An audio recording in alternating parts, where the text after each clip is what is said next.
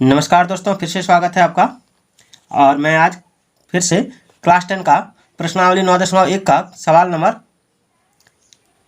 4 और 5 हल करके दिखाऊंगा आपको, जो बहुत ही इम्पोर्टेंट है। तो चलिए इसको हल करते हैं। तो सवाल क्या है कि भूमि के एक बिंदु से जो मीनार के पाद बिंदु से 30 मीटर की दूरी पर है, मीनार के शिखर का उन्नयन कोण 30 डिग्री है, तो मीनार की ऊंचाई ज्ञात कीजिए। तो चलिए इसको सोल्व करते हैं।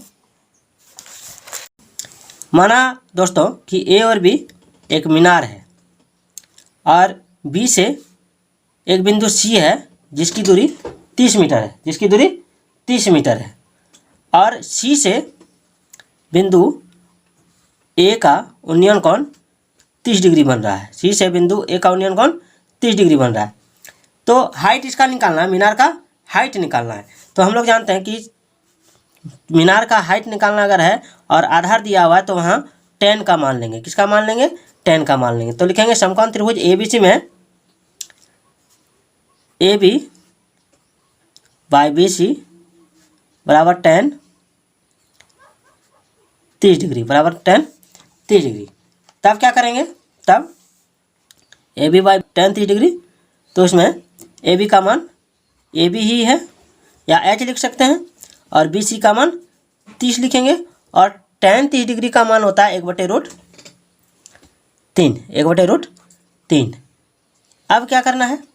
अब AB बराबर लिखना है, AB बराबर क्रॉस मल्टीप्लाई करते हैं तो √3 यहाँ आता है, तो इसको AB डायरेक्ट लिख देते हैं, और 30 को 1 से गुना करेंगे तो 30 ही होगा, और नीचे √3 लिख लेंगे, √3। अब क्या करना है? अब इसका परिमयीकरण करना है। परिमयीकरण करेंगे तो कैसे करेंगे? तो 30/√3 गुना √3/√3। अब जब हर का परिमयीकरण होता है तो रूट हट के खत्म हो जाता है। 3 का 3 ही लिखा था, क्योंकि इसमें भी 3 है इसमें भी 3 है। जब दो रूट को गुना करते हैं तो सेम ही संख्या उतरता है। तो 30 गुना √3 करेंगे तो √3 हो गया, और यहाँ 3 हो गया। √3 गुना √3 बराबर 3। अब ये कट गया 10 घर में। अब 10√3 आ रहा है। आंसर कितना आ रहा है?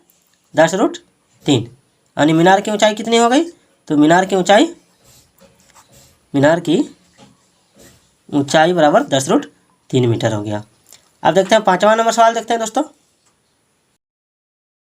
5वां नंबर सवाल है कि भूमि से 60 मीटर की ऊंचाई पर एक पतंग उड़ रही है। भूमि से 60 मीटर की ऊंचाई पर एक पतंग उड़ रही है। पतंग में लगी डोरी अस्थायी रूप से भूमि के एक बिंदु से बांध दिया गया। पतंग लगी है, उसको अस्थायी रूप से भूमि के एक बिंदु से बांध दिया गया है।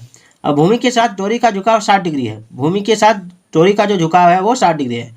तो यह मानकर कि डोरी में कोई ढील नहीं है, डोरी की लंबाई ज्ञात करना है। यानी डोरी में कोई ढील नहीं है, डोरी पूरा तनी हुई है, तो डोरी की लंबाई ज्ञात करना है। तो चलिए इसको सोल्व करते हैं।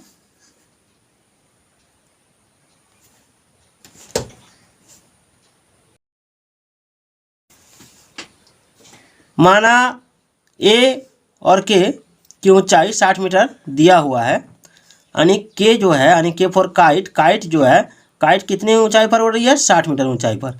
और के से ओ तक की जो कोण बन रहा है वो कितना डिग्री का बन रहा है? 60 डिग्री का। कितना डिग्री का बन रहा है? 60 डिग्री का। तो हमको क्या निकालना है?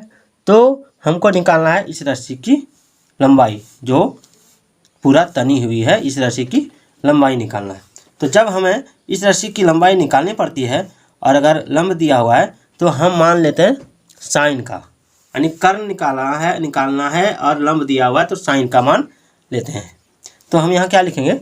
हम यहाँ लिखेंगे कि समकोण त्रिभुज मान लेंगे KAO या KAO समकोण त्रिभुज KAO।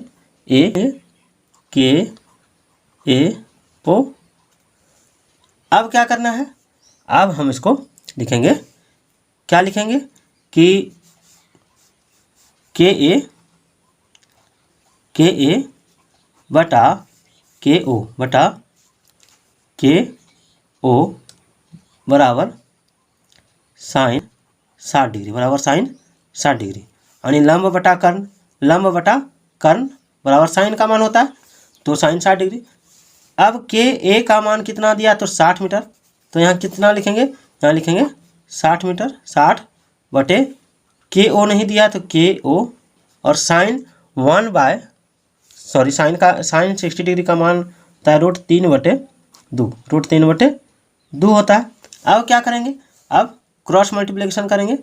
तो क्रॉस मल्टीप्लिकेशन करेंगे तो यहाँ √3 के ओ और यहाँ 60 गुना 2 यानी 120 आएगा। तब के ओ बराबर क्या हो जाएगा, 120/√3, 120/√3। अब इसके हर का परिमेयकरण करेंगे, तो हर का जब परिमेयकरण करेंगे तो गुना √3/√3, यानी हर का परिमेयकरण कैसे होता है, तो नीचे जो दिया है उसी को लिखना है।